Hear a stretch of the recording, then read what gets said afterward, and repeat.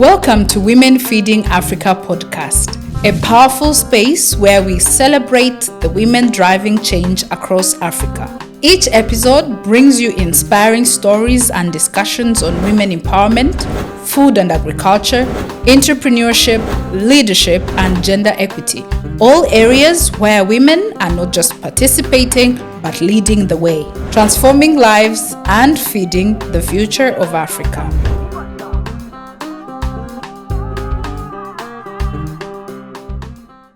Hello, everyone. Hey. We have the sisters in the house.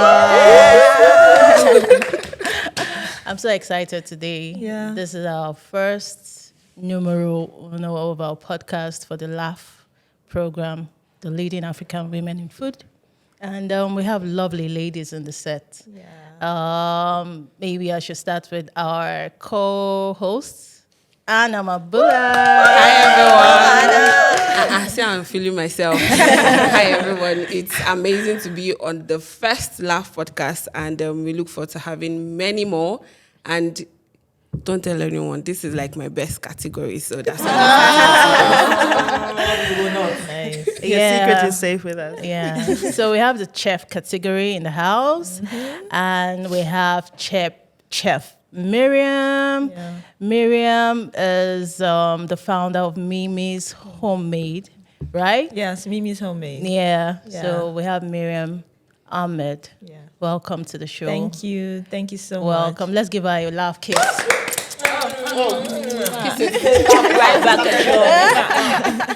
I think today's your birthday, right? much. No, it's tomorrow. Tomorrow. Yeah. So we say happy Happy birthday in birthday. advance. Yes. Happy birthday, Thank dear. you. Thank Yeah, you. you're welcome. And we have Chef Changemakers in the house. our energy queen. Yes, she's the life of the party. Thank you for having me. Chef Changemakers is somebody that we love so much within the LAWFF Fellowship, and she is the wife to Apron doctor. If you're in Nigeria, you exposing should you. know. They should know. Chamaka Wakalo is the founder of Dish L'Afrique. How do you pronounce that? Dish l'Afrique, you're correct. Oh, Jesus. You're You're very- correct. yeah. I say you're correct. Thank you. Welcome. Thank you so much for having me. You're welcome. And we have Katandi. Hi. Kate. She's the demure. No, I think the other one is the most. Which one? Most demure. She's demure. Then demure. Most demure. I'm demore. So we have Chef Kate. I'm sorry, I can't pronounce your surname. Nkanza, Katendi Nkanza. Nkanza. Yeah. Nkanza. So she's the founder of Kate in Your Kitchen. Yes, that's right. Why that name? Funny story. I was at school in Malaysia and I was thinking of a name for something I was going to start cooking wise. And my best friend hit me up and she's like, no, I want to write a blog post on you. So, because I sent her pictures of my food and everything. Then she goes, this would be a nice touch, Kate in Your Kitchen. So that's how it started. Aww. So I owe it to you, Salma. Thank you. Yeah. That's cool. So we have Chef Victoria. Hey. Chef Victoria. You are the most demure. Chef Victoria, we're so happy to have you. Thank you. You know, Chef Victoria has this posh way of doing things. Our She finesse talks, speaking you know. chef category. She's so demure, you know. She's so mindful. Thank you so much for having me. It's great to be here with you all. You're welcome. So we have Chef Victoria Jai. She is the founder of Chef Chow Noodles Bar, right? Yes. And I'm so shocked we have a noodles person that is a Nigerian. She creates her own noodles with her own ingredients and all that. So good to have you. Thank you so much. It's good to be here. Oh, so let's start. I like to start with something very unusual. Okay. So I know you guys had fun last night. Yeah. So I just want to know, how do you guys, calm yourself when you go through a lot of pressure? What are the things that makes you have this osa feeling, that brings you back to your normal state, rest of mind, peace of mind? I think I'll go with Chamaka first. First of all, this is a hot seat. Okay, so when there is a lot of emotions, especially in the kitchen, the only time I get that calm is after the job is done. Because even when the job is not done and I'm resting, I am still thinking about the job. But the moment the job is done, I know that number one, I can relax and my mind is calm. So after the job is done, I always go for K-drama. So I will sit down, my husband knows that. So he knows that TV is my own for 2-3 days. So I'm not cooking.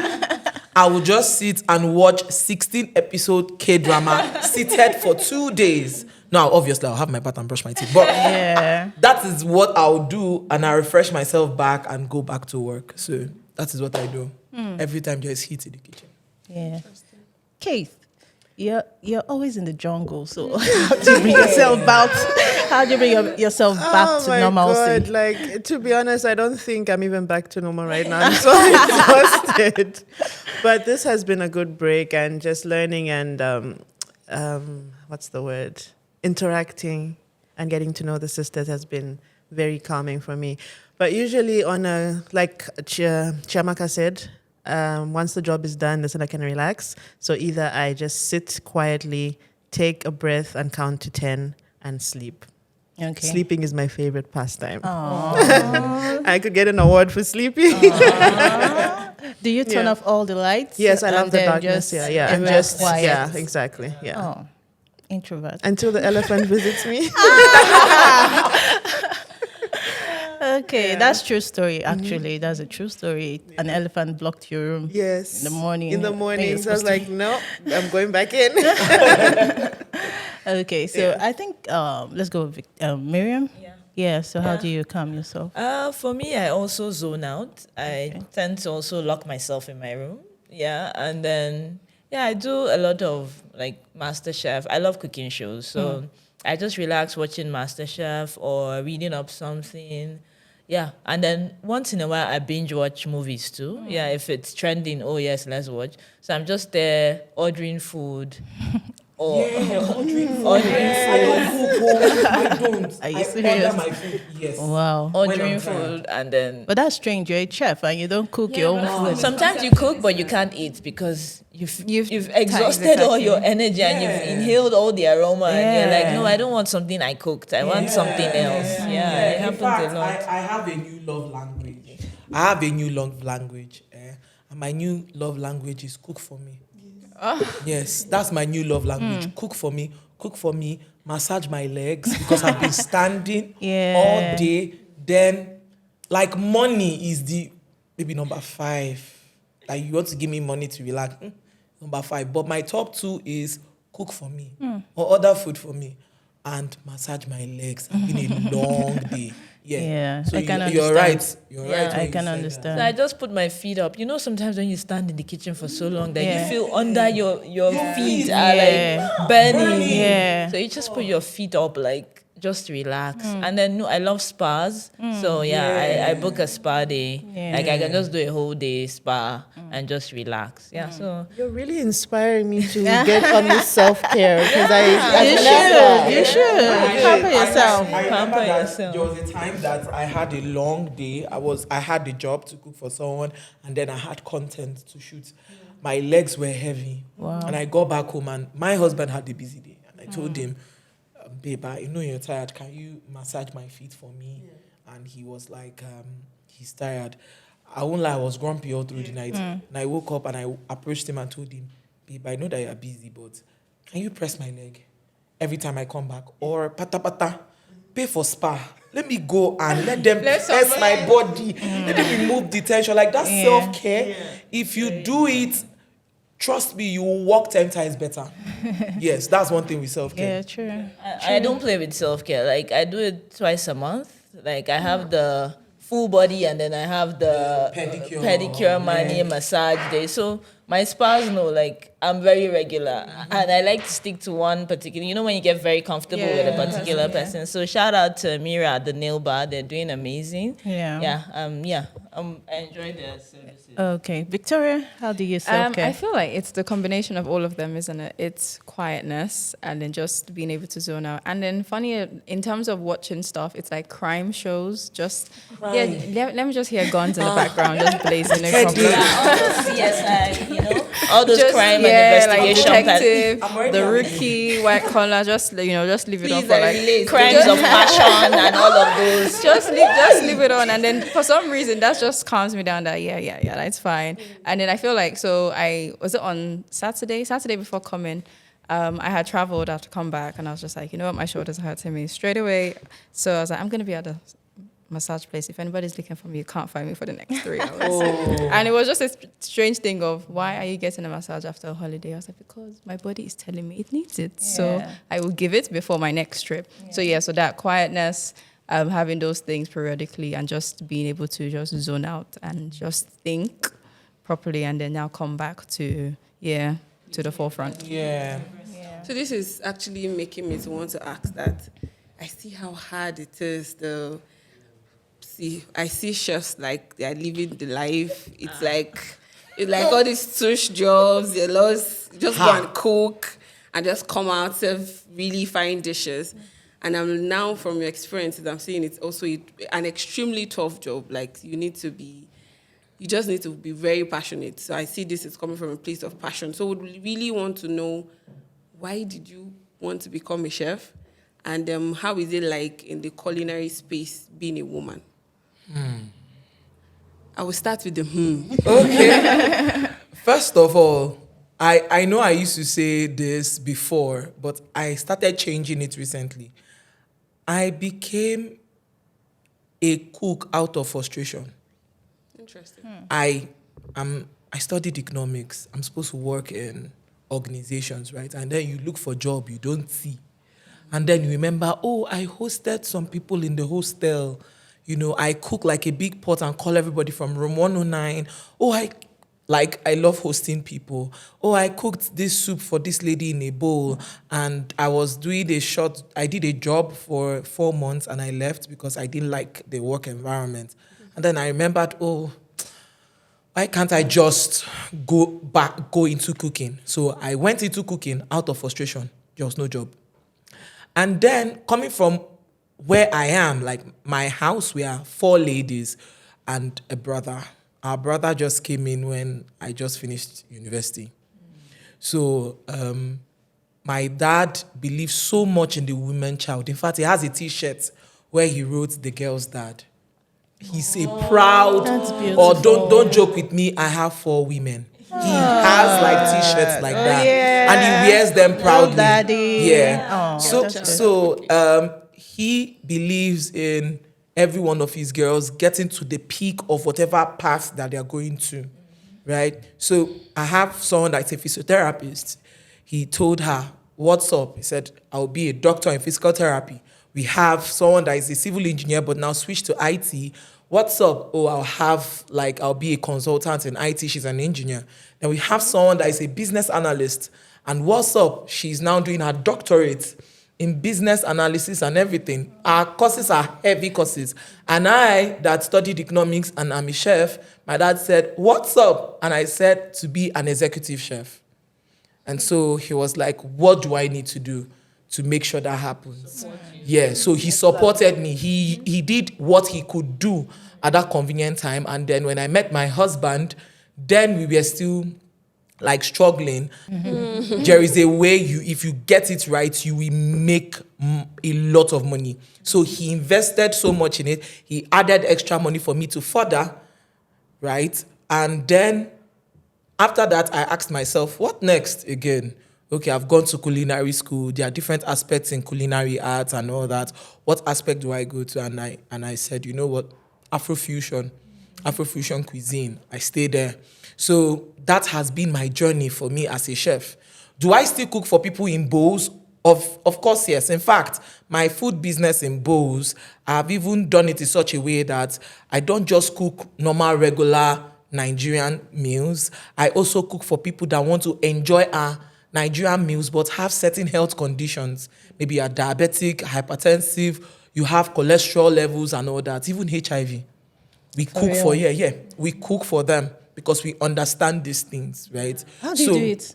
Okay, so we understand that they are lacking a lot of they are deficient in a lot of nutrients. Okay. So we make sure that their meals is heavily packed with nutrients, with vitamins, with minerals. So as against someone, it's like cooking for someone that wants to add weight. So someone that wants to add weight will definitely be on a calorie surplus. But this one, I'm not talking about calorie surplus because they are empty calorie surplus, right? This one is heavy. So there will be like things like a goosey soup with enough oil, with enough vegetable, with enough fish, with enough meat. You are eating ogbono soup, you are having enough okra, you are eating jollof rice, there's a lot of vegetable and little chunks of meat. You are literally eating like a rich man. Yes, so we learned how to cook for people like that.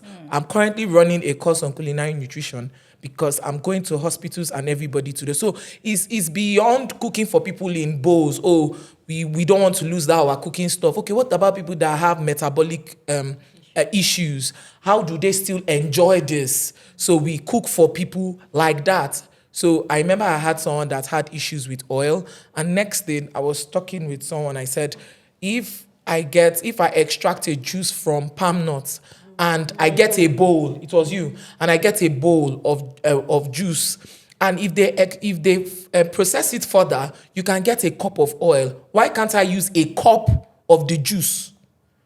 And that cup of juice, if it's being processed, may give me maybe just a tablespoon of oil, which is ideal. And guess what? That is what my state, Anambra, we do. We use like enough cups of palm nut juice to cook our soups. So when I do that, I get good reviews on that.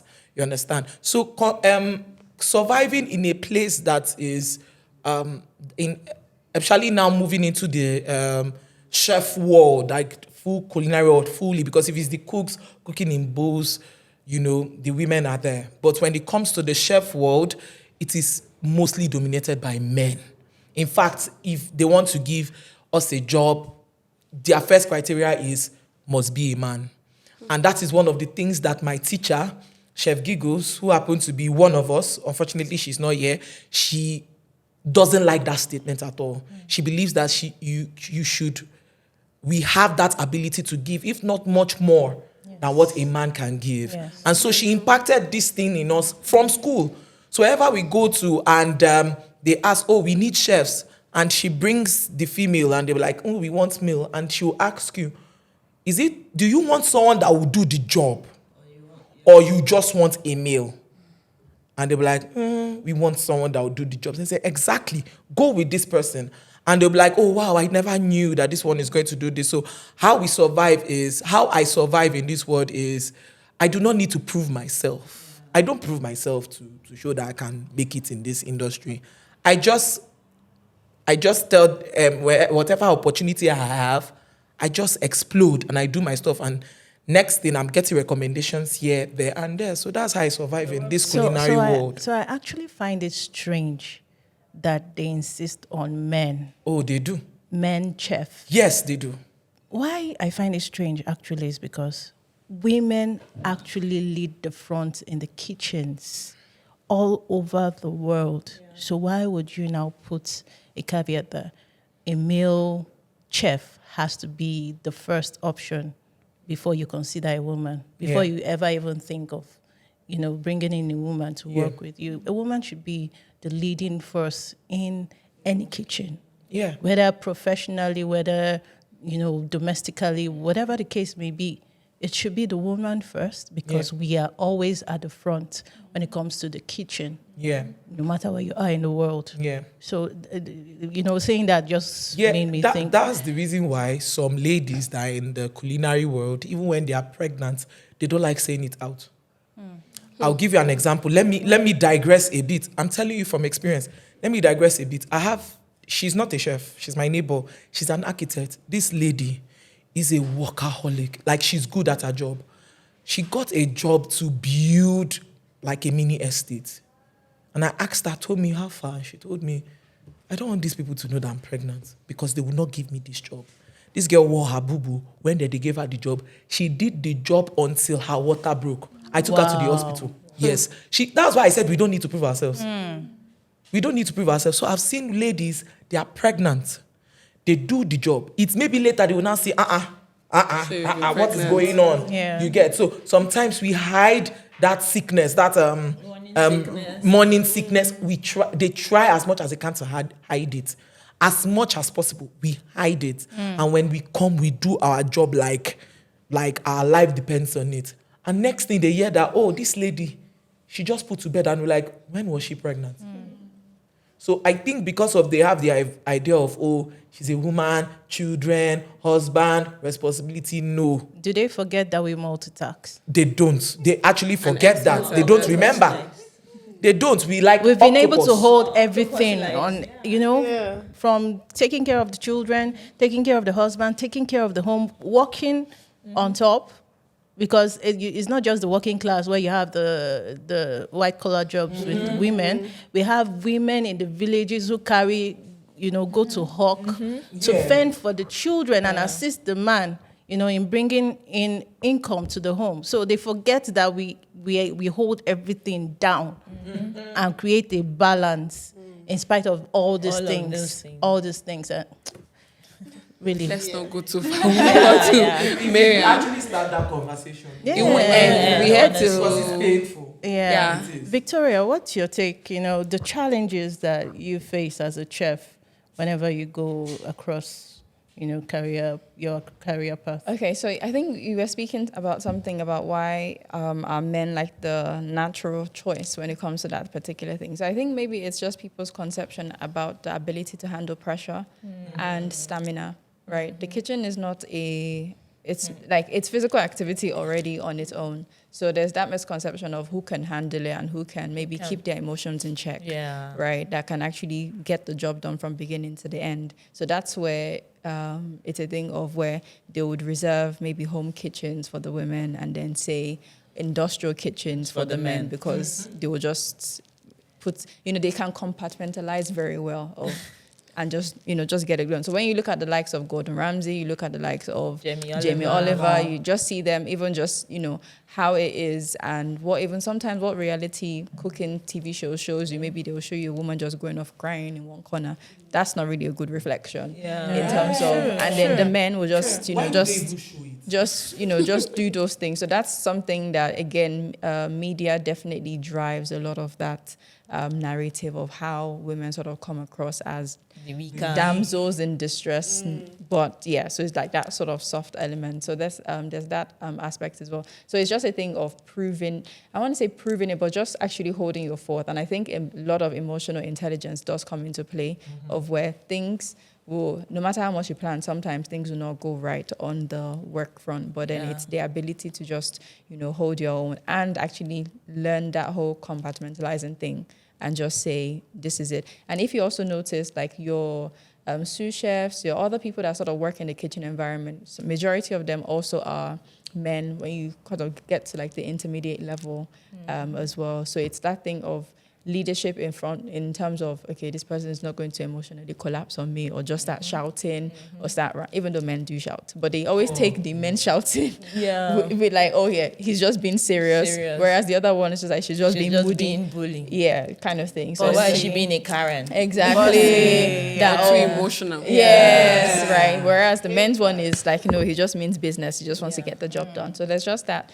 disparity, and I guess it's just continuously doing what you're doing to also change that narrative. So when maybe we're on the job front, I tell my guys that I apologize in advance for whatever may happen, but the job must be done. So if I shout at you, it's not personal. It's not personal. It's just so at least we've cleared that up front of we'll be friends again after we've delivered, and then, let's go from there. Yeah, for me, I also, I have a female-led. I'm a female, my taste of Ariwa or my kitchen, Mimi's Homemade, is a female-led like a kitchen, and it's completely female.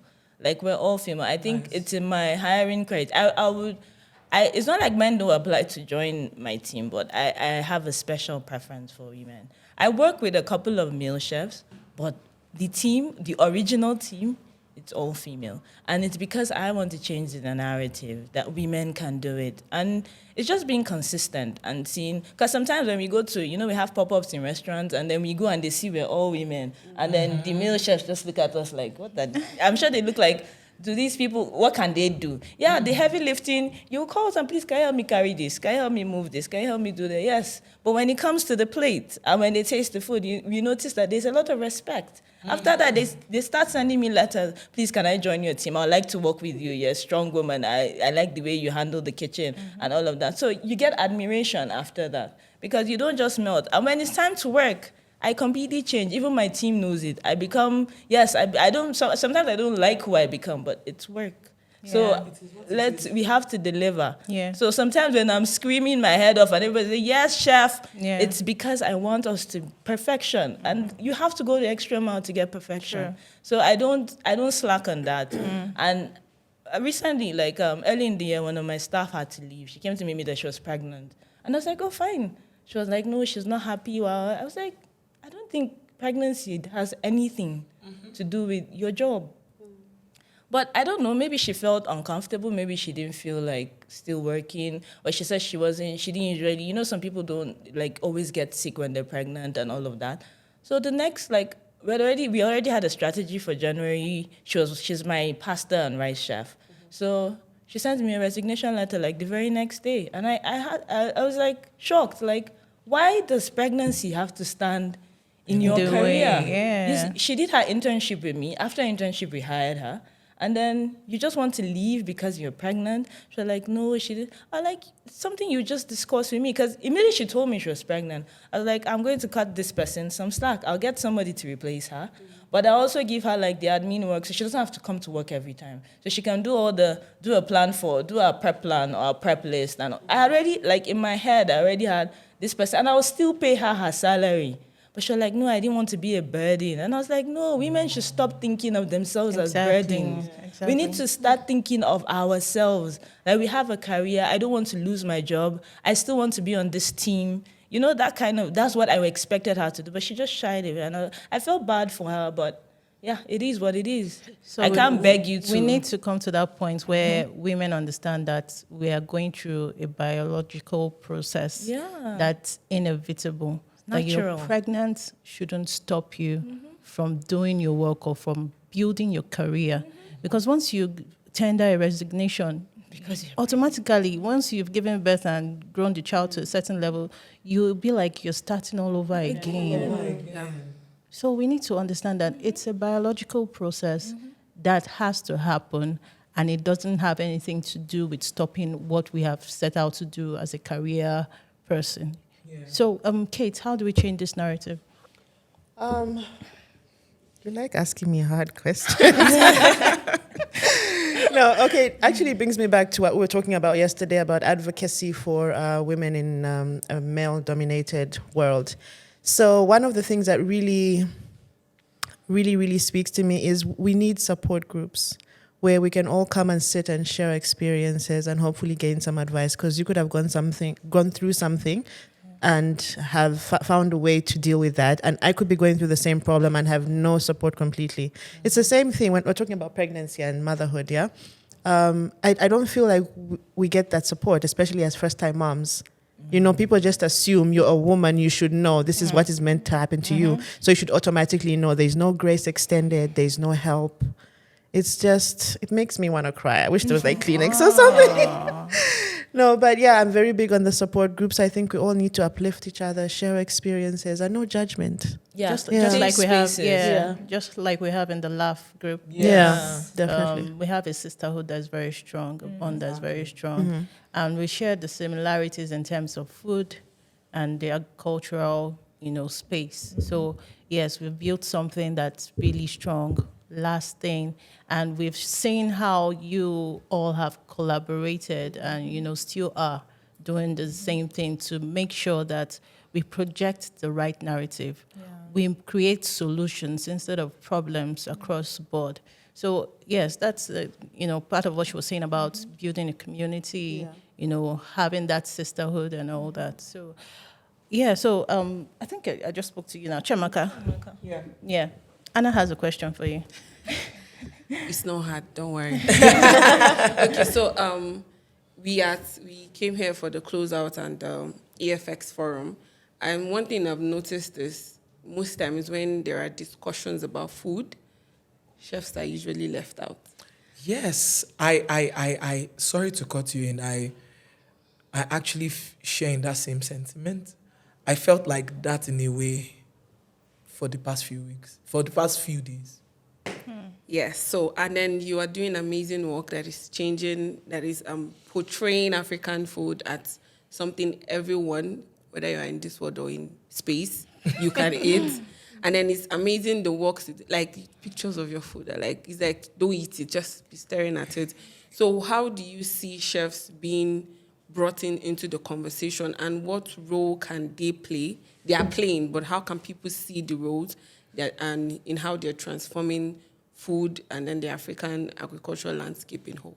Yeah, I actually believe that first of all, we shouldn't see food as a fancy stuff. When I mean fancy, I mean the plating, the molecular gastronomy, all those plenty. That's what we see, chefs.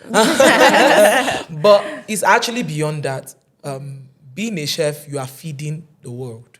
You're feeding the nation. Yes, when the first impression when you hear chef, you're thinking of 5-star hotels, fancy and all that. But the truth is... And small portions. Yeah, small portions, exactly. Well, let me answer that one. One of the reasons is to avoid food wastage.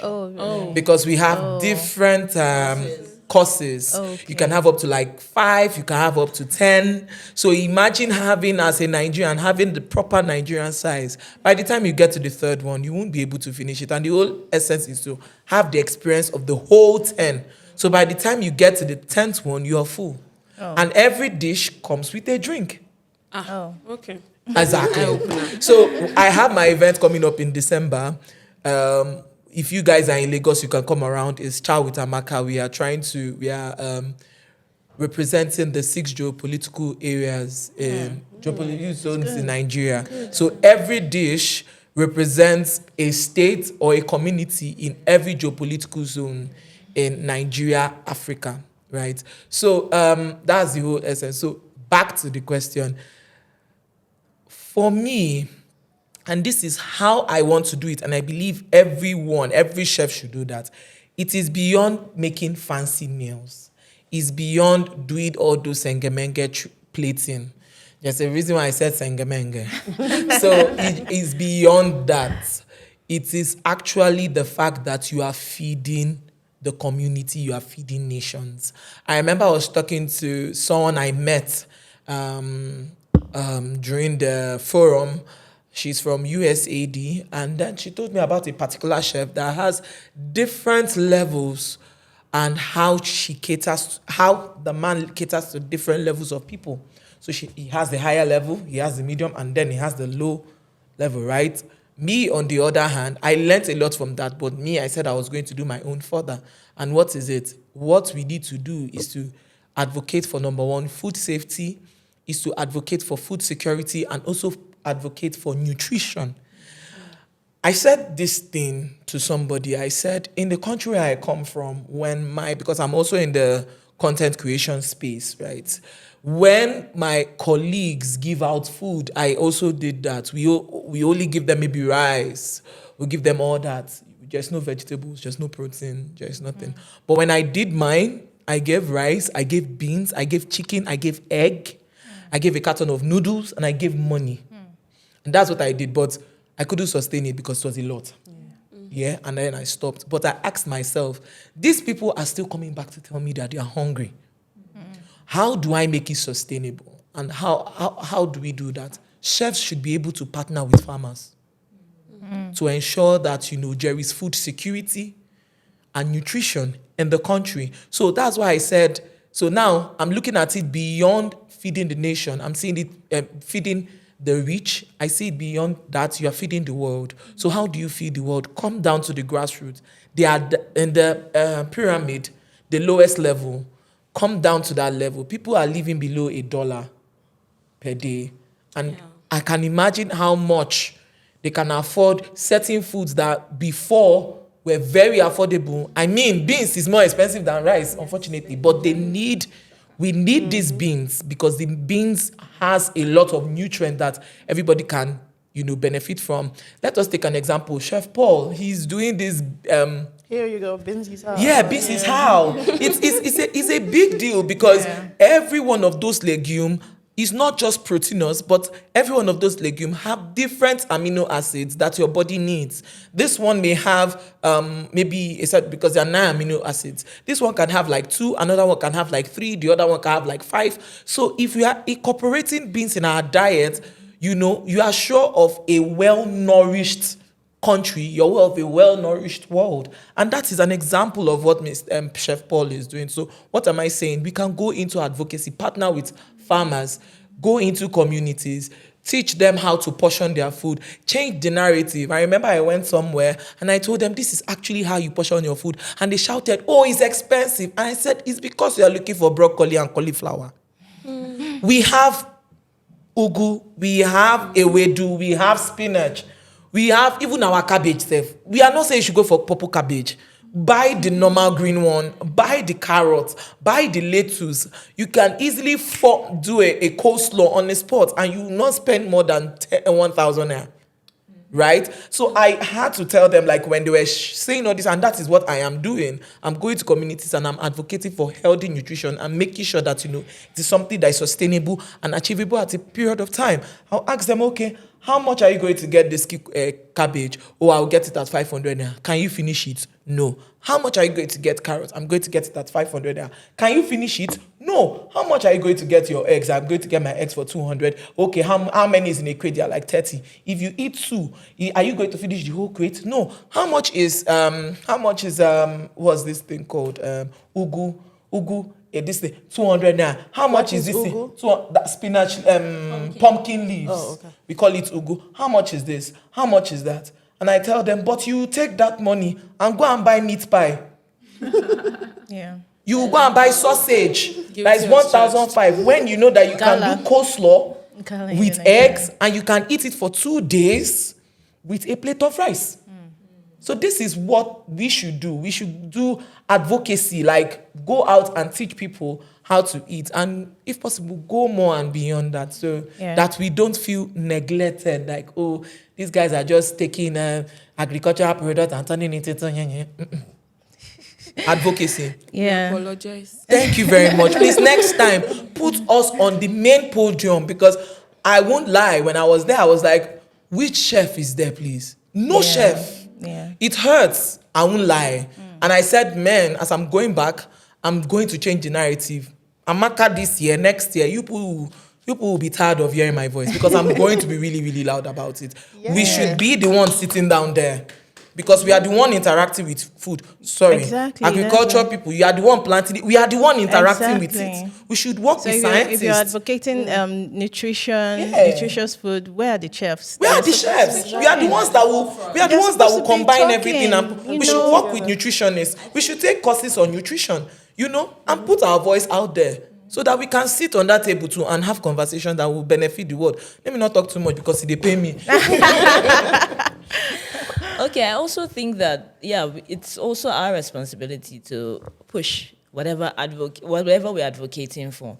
Sometime last year, I was talking about sugar being too much in a lot of things. Yes. And then I was like, does anybody, because I noticed at the time that Jamie Oliver was also doing a sugar-free campaign, and then he took it to the UK, he went to the Senate, or their own Parliament and all of that, and got it approved. And then, if you notice, all drinks in the UK don't have sugar in them because of that act that he took. And that's what really made him popular.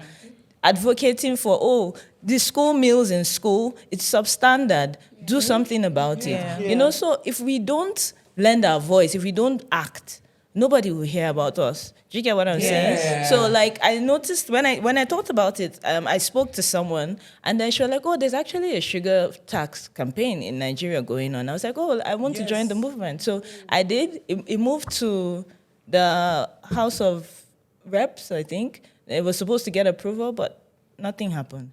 Wow. I'm not saying that we won't try again. We'll keep writing. We'll keep pushing. We keep trying, but those are ways that we can lend our voices to culinary causes that have to do with nutrition. Yeah. Like in schools, why don't you, this term, the schools are resuming, I'm a mom, I advocate for healthy school lunches. So no, take out all that unnecessary biscuits and sugar, like heavy stuff. Why don't you give your child, make a Zobo drink that's packed with hibiscus and fruits and watermelons and all of that, and put in your kids, water bottle instead of the packed Capri Sun that half the time we're complaining that they find seaweed or they find spirogyra inside and all of that. So why don't we advocate for that?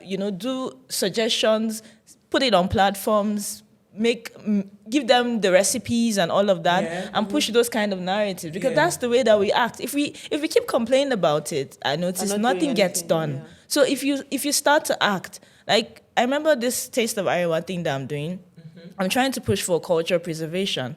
So what I did was I first wrote to Ministry of Finance, Ministry of Foreign Affairs, Ministry of the Arts and Creative Community, right? All of those things. What's happening to our culture? Our culture is gradually dying. Historical sites that we have in Nigeria are gradually dying. What are we doing about it? Yeah, I've been writing. Nobody has responded yet. But I've been in rooms where I can meet with these people. I'm still talking. But we're still at the talking stage. Sometimes these courses take like years for it to happen, But you keep moving at it. You keep gathering momentum. You keep saying it everywhere that you can. You keep making it your identity until it becomes real. Yeah. Do you get what I'm saying? So that's where I want to encourage all of us. Pick something. I don't like the way that, for example, your noodles. I don't like the way everybody's all eating instant noodles. Let's do, homemade noodles and the wrong narrative around noodles. Let's just try to amplify our voices. What would you say about the school feeding program? We have the school feeding program. I don't know if you have it in your nation. No. We feed primary schools, I think from primary 1 to 3. Yeah. And then they give them meals, I think in the afternoons for their breaks. Yes. But most times when they're served served very little portion, and those little portions are just carbohydrates. It's not balanced. It's not balanced. And then you have a lot of foreign condiments that are made out of chemicals, not really natural ingredients. And then you're feeding these young children who are still at the development stage. And, what will become of their health? You see them with yellow eyes. Then, kids having cancer these days. Can we? The most alarming. Or even the rate at which the fact that it won't show now. Yeah, that's the like scary maybe part. At the teen age, or they are in their 20s, and then the next year is, but is this one? I don't know. Next they will blame village people. They don't know that this is actually a gradual process. The fact that when you sow a seed and you keep watering it it will become a tree. Yes. And I think that's something else that we also need to lend our voices to, in terms of our population is becoming more and more westernized. So we're moving away from, everybody wants convenience these days, right? So we're now essentially, if you actually look at the incidence and the prevalence of, all of these diseases in the developing countries, they are getting more and more. Why? Because we're essentially mimicking what's happening abroad. So take something like chicken nuggets. If you buy a pack of frozen chicken nuggets, you would read like maybe 20 different things that they've put inside.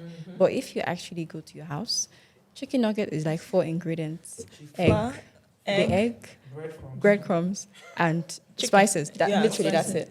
So, and it's just a thing of, again, from a advocacy point of view of trying to find a balance. Yes, we all know that everybody's now busy these days. So it's just trying to find a balance with convenience and actually nutrition, right? It's easy to walk into a supermarket and buy a bag of 50 nuggets. All I have to do is pop it into the air fryer and make it. If I have to make it myself, yes, it's going to take X, Y, Z.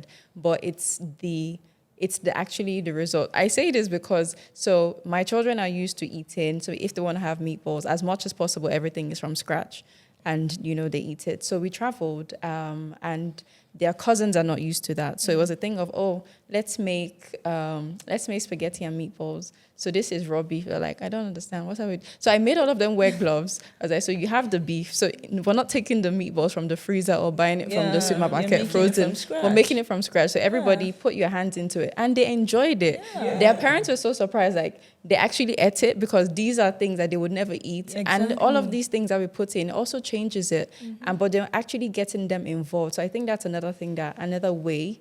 It's actually getting them involved. Like my children can make their pancakes. They can do their own. They can make their meatballs. They can do their own chicken nuggets. They know, and they're 5 and 6 because you've made it as a fun activity. And they'll finish the food. And they'll finish it because they feel like they made it. So it's like an accomplishment for them. Exactly. So they're actually part of it. So I feel like these are ways of actually getting them involved, and it does start from this sort of young age, as to they will go out there, they will be more exposed to more processed things. But then if they actually remember what it's been like from home, they'll realize that yes, it's going to take a bit more time, but it's actually, what's it called? It's more fulfilling and actually better for you. But like these days, I eat like an athlete, not because of anything, but I just realized that, hold on, like your body is actually a machine. So the fuel, like the quality of fuel you give it is what would actually determine the performance that your body, and if you actually, I was just, I want a second, like, Victoria, I'm eating crap these days. No, you're eating like, you have to do like Dangote refined petrol. MDA players. It's like, what does your body actually need? And maybe, yes, you can binge out sometimes, but it's actually just taking that mindset of, your body is actually a machine, so you give it exactly what you want it to actually perform for you. So how do we influence the decisions made about this food, given to these kids? Because these are the generations that we are grooming to take over. We're going to get old. They'll be the ones to take over and, start preaching the same thing back to their children. So how do we influence the decisions, especially when it comes to schools, the decisions the government make based on the school feeding program we talked about? How do we influence those things? How can we, do something, influence those decisions? Sometimes, okay, go ahead. I think it starts at home because what Etty yesterday was talking about, how the family unit is the first start. So like charity begins at home.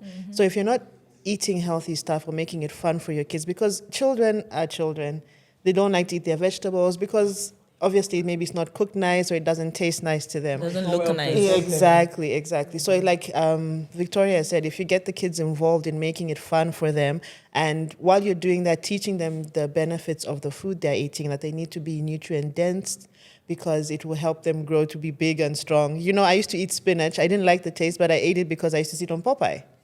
So every time Popeye ate the spinach, it would get strong, you know what I mean? Yes. So that's fun things to do that, Yes. And then also move on to the schools. So I was listening to Chef Paul and his Beans is How thing. I want to learn more about it because it really piqued my interest, and I really want to get into feeding our kids healthy stuff at school.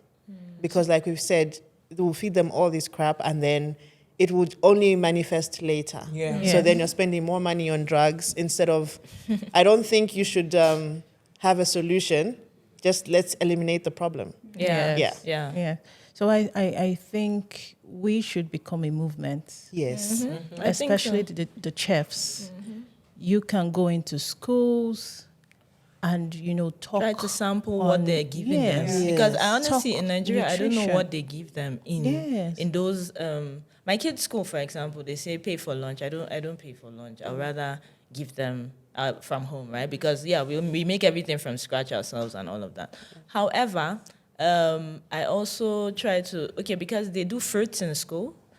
I pay for that. Why? Because I find it hard getting them to eat fruits at home. But when they're with their friends, they eat it. Like my daughter was actually saying, don't tell my mom I just ate a tangerine. I was like, what? So at home, you rather leave me with my tangerines, but in school, you eat your tangerines. Okay, so I'll always pay for that. I'll always pay for fruits for them to eat in school. But I know that it's a public-funded project that the government is working on giving them food in school. I don't know how it's been done. Who are the vendors or who are the people that are cooking that food? I'm sure it's public schools. I don't know. So the vendors are usually the normal Caterers.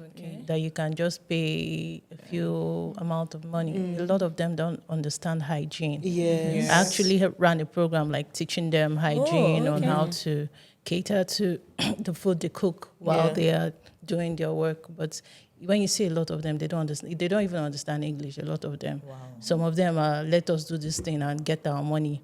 Yeah. You And get so for them, it's just the money. Yes, So that's- And then this is what you're feeding your another children. thing again about the money aspect is, the truth is we have to put our money where our mouth is. They love doing budgeted food, right?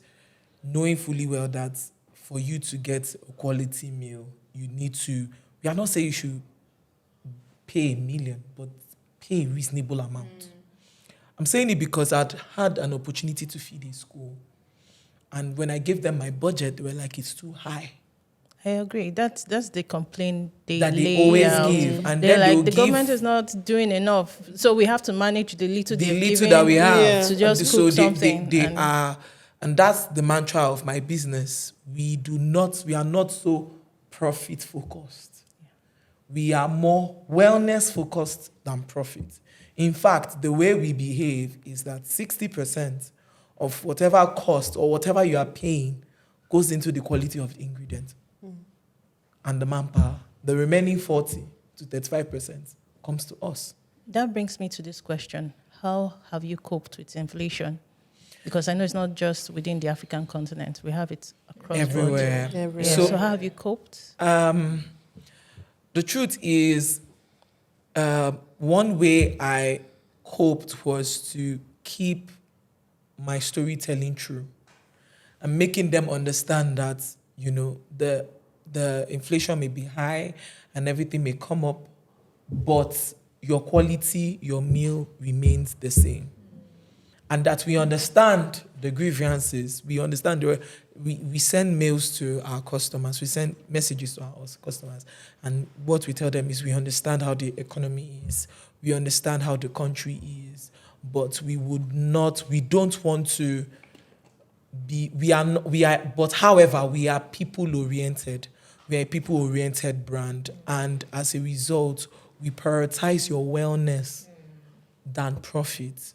So this increment in our food is not just because we want to maybe count certain amount of money, but because we want to make sure that, number one, you are an all-round productive being, and at the same time, you are getting the nutrients that your body needs in whatever food that you're getting. So we try as much as we can to appeal with their emotions, and usually it works. And by the grace of God, I have had new customers coming in because of the story and the message I am passing across.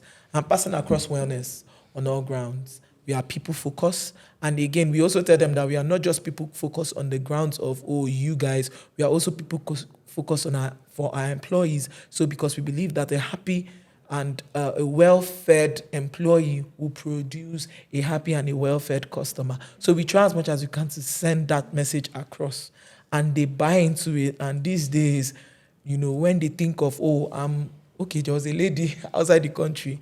I think her brother had issues with, had this gas issue and all that. And the next thing she entered my DM was, I know that you are particular about giving value, giving health, irrespective of people's dietary needs. And so this guy needs to reduce his oil and pepper intake. And she trusts me enough to deliver. She ordered again. And guess what? It was just 3 bowls and it was 100 and something. This is something that before she'll be spending maybe 50,000 thereabouts. But she's spending 108. Delivery exclusive. But because she was able to understand that message, that value, she came back again that she wants to order another set. In fact, the last message she sent is, I want grilled chicken. Wow. Yes, I want grilled, and definitely the money is going to go up, right? Because we have that options. But because of that message that we are passing across, they are buying into it and they have no other choice. So that's the reason why I don't go around shouting, I make homemade meals. I make homemade meals. Everybody is making homemade meals. Yeah. What language are you giving people? And I'm giving wellness as much as possible. Kate, how have you solved? Have you coped? Because I know the price of items are so high, and Yeah, because these are but items you deal the with type every day. of business I'm in right now, I'm not really feeling the pain. Because your Yes, organization is handling the yes, costs. yes. Okay. But before, when I was still doing my private chefing, it was a bit difficult because people would not understand. And like I said last time in our session, people want champagne lifestyle on a beer budget. So, Yeah. and I'm very particular about the ingredients I use. First of all, I Yeah. like to support local and the small farmers, and the ingredients have to be A grade. So I will not compromise on that. And unfortunately, prices have skyrocketed. Fuel has gone up. The dollar exchange is just Yeah. crazy. So obviously, cost of goods has gone up as well. So I had to also increase my cost.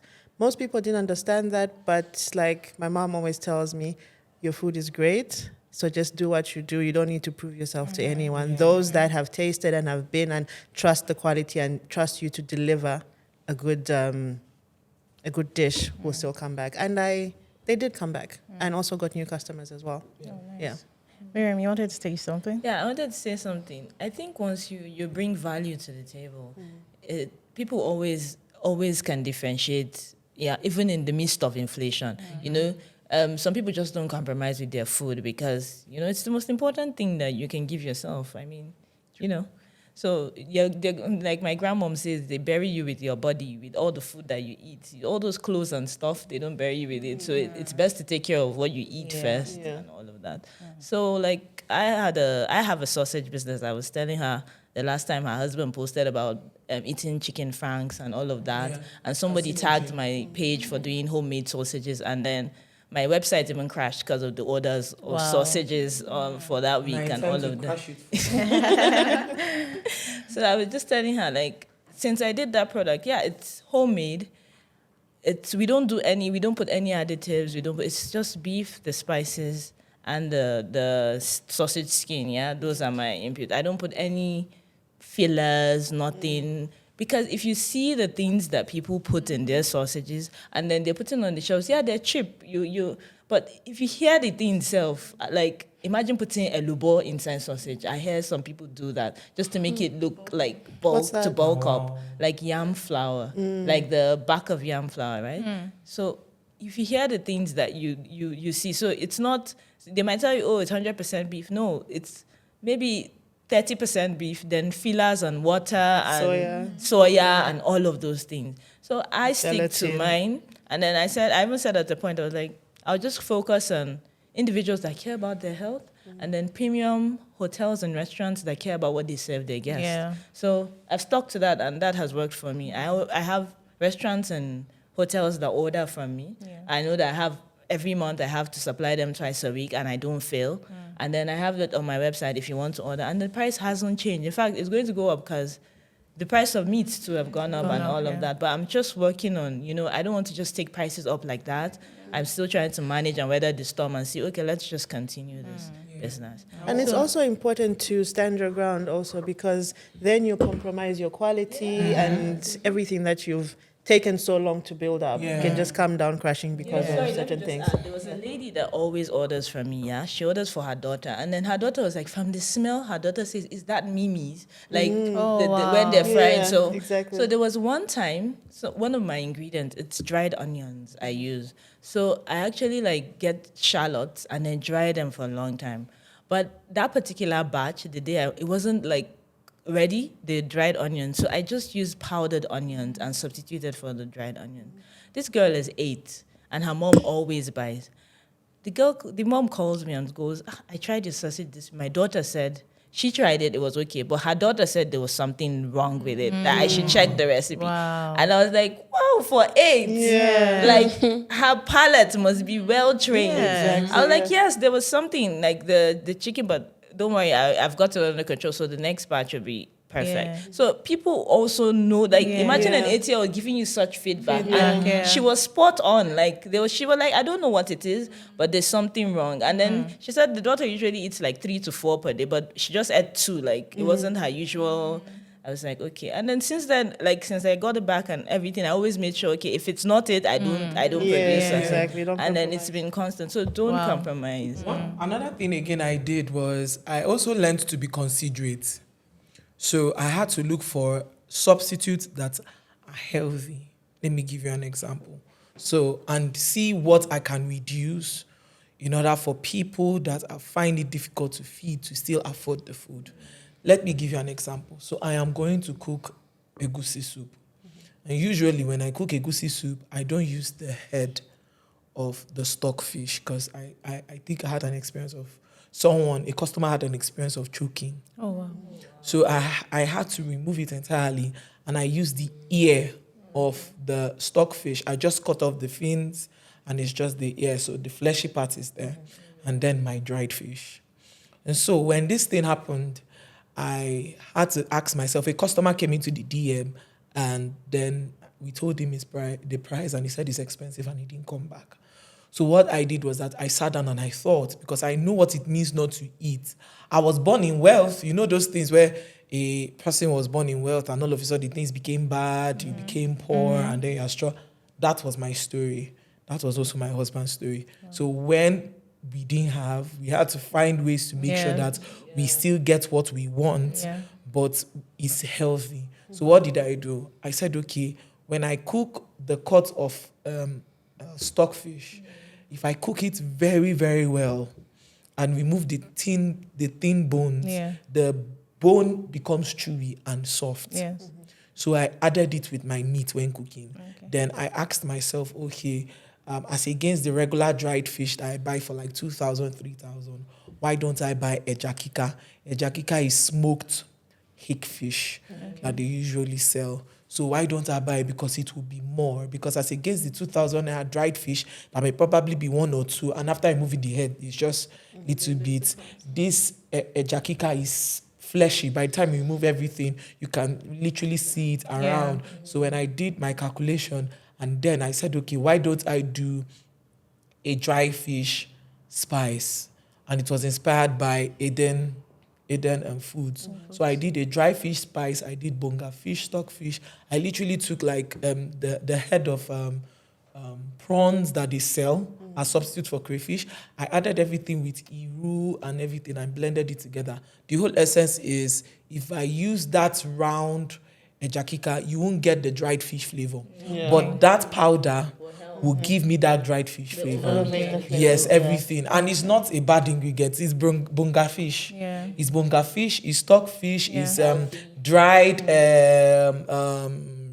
what's the name of these herrings, dried herrings, you know, and there is iru. There is it's healthy and you get the umami that I'll get the umami I'm looking for and I'll get the flavor that I'm looking for. So the moment I did the calculation, the soup that was 38,000 came down to 30. Wow.